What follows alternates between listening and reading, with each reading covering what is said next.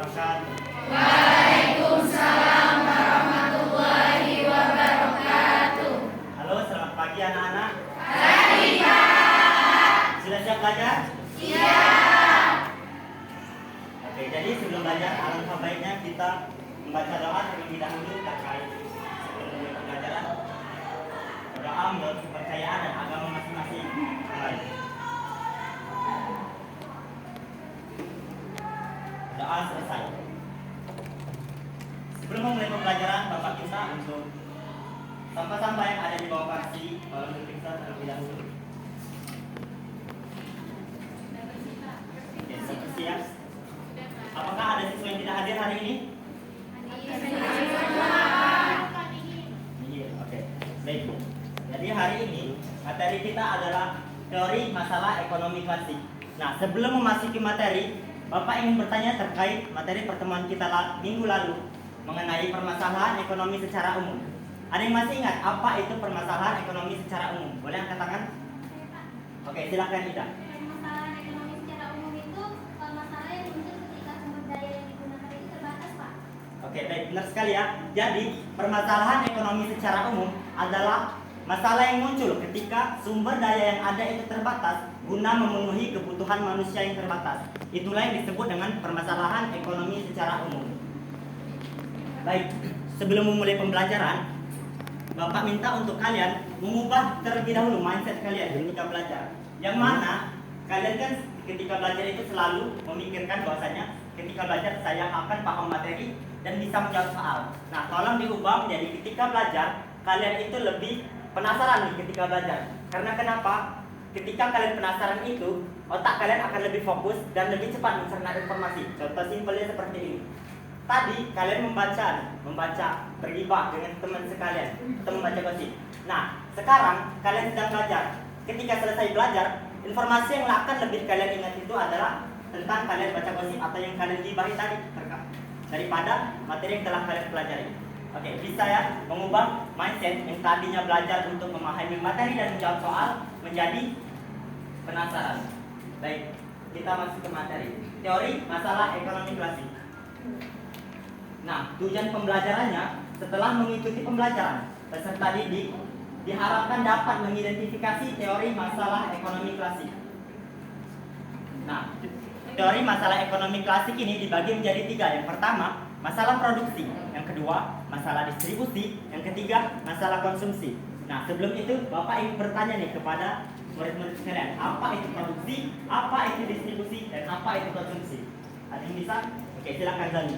Produksi itu orang yang menciptakan, sedangkan distribusi itu yang menyalurkan, dari konsumsi itu yang menggunakan atau menghabiskan. Oke, baik ya, bagus sekali. Jadi produksi adalah menciptakan atau menghasilkan, distribusi adalah menyalurkan, yang ketiga konsumsi itu adalah menghabiskan atau memakai.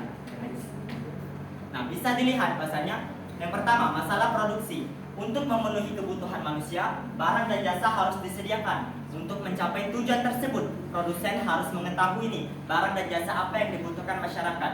Contoh kasusnya seperti ini. Sekarang kan lagi tren nih apa? Misalnya lato-lato. Nah, dalam memproduksi lato-lato, produsennya harus memikirkan nih apa sih yang diperlukan di masyarakat. Lato-lato tadi misalnya. Siapa sih? Oke, baik.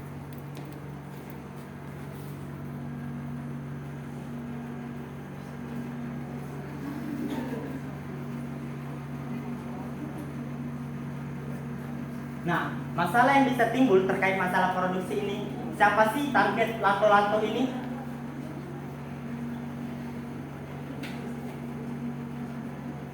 Yang kedua, masalah yang bisa timbul lagi, berapa sih jumlah lato-lato yang diperlukan terkait pasar yang dituju?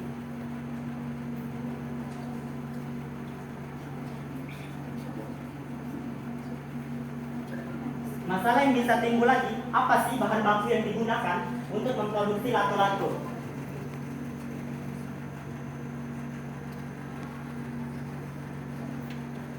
Kemudian masalah yang timbul lagi, berapa sih jumlah tenaga kerja yang diperlukan untuk memproduksi lato-lato ini?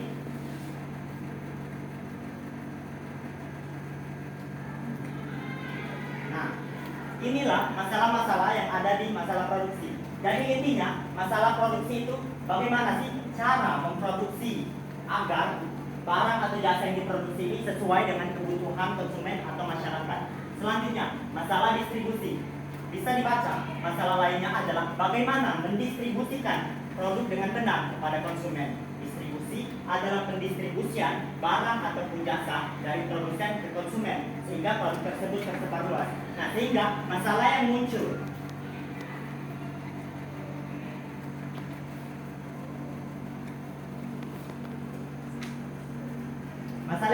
ini bagaimana sih dari lato-lato yang telah jadi. Lato-lato tadi kan sudah diproduksi oleh produsen. Setelah lato-lato yang dijadikan akan disebarluaskan oleh distributor. Nah, masalah yang muncul bagaimana sih cara penyebarannya agar si lato-lato ini bisa tersebar luas di pasaran.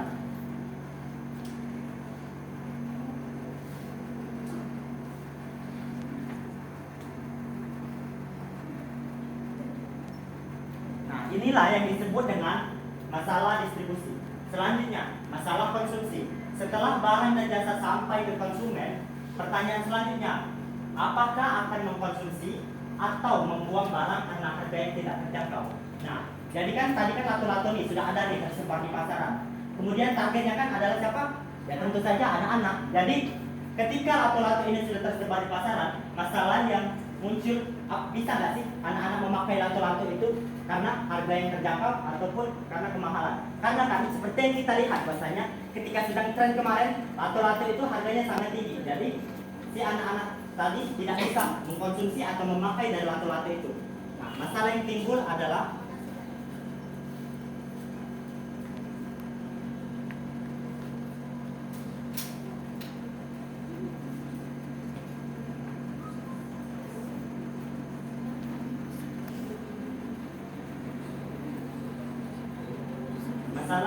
pada masalah konsumsi ini adalah bagaimana menjangkau lato-lato tersebut. Nah, jadi inilah materi kita hari ini. Baik, bagi yang kurang paham boleh izin bertanya. Oke, baik, silakan Bella. Ini kan tadi kan terkait masalah produksi distribusi sama produksi. Nah, yang saya tanyakan tuh kayak apa sih bedanya produksi, distribusi, dan konsumsi pada kegiatan ekonomi dengan produksi, distribusi, dan konsumsi di teori masalah ekonomi klasik. Oke, baik. Jadi kan kalian juga sudah tahu nih bahasanya di kegiatan ekonomi juga belajar yang namanya kegiatan produksi, kegiatan distribusi, dan kegiatan konsumsi. Nah, di situ hanya dijelaskan nih apa itu kegiatan produksi, apa itu kegiatan distribusi, dan apa itu kegiatan konsumsi. Jadi pada di situ di materi itu dijelaskan bahasanya produksi adalah kegiatan menciptakan, seperti yang telah dijelaskan oleh kami tadi bahasanya produksi kegiatan menciptakan, distribusi kegiatan menyalurkan, dan konsumsi kegiatan menghabiskan atau memakai. Nah, di sini dijelaskan hanya prosesnya saja atau kegiatan dari produksi, distribusi, dan konsumsi. Beda halnya dengan materi kita hari ini bahasanya yang dijelaskan itu masalah produksi, masalah distribusi, dan konsumsi. Ini adalah yang dibahas pada materi kali ini, teori masalah ekonomi klasik itu. Pada masalah produksi, bagaimana sih cara memproduksi barangnya, bagaimana cara penyaluran barang yang telah jadi oleh produsen, dan bagaimana cara pemakaian barang itu. Inilah yang dibahas pada materi kita hari ini. Bisa dipahami? Oke, baik.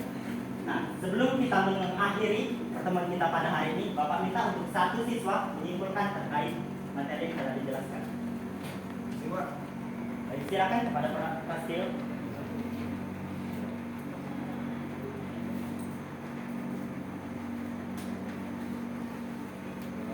Menyimpulkan bahwa teori masalah ekonomi klasik dibagi menjadi 3 jenis, yaitu masalah produksi, masalah distribusi, dan masalah konsumsi. Dalam masalah produk itu bagaimana memproduksi barang sesuai dengan kebutuhan konsumen. Sedangkan masalah dalam distribusi itu dari barang yang sudah diproduksi, produsen bagaimana cara menyalurkan agar tersebar luas. Sedangkan masalah dalam konsumsi yaitu bagaimana cara memakai barang atau jasa yang telah tersebar dan apakah konsumen dapat menjangkau barang atau jasa tersebut. Oke, bagus sekali ya. Beri aplaus terlebih dahulu. Baik, jadi dapat disimpulkan pada materi kita hari ini bahwasanya pada teori masalah ekonomi klasik ini dibagi menjadi 3. Yang pertama masalah produksi, yang kedua masalah distribusi, yang ketiga masalah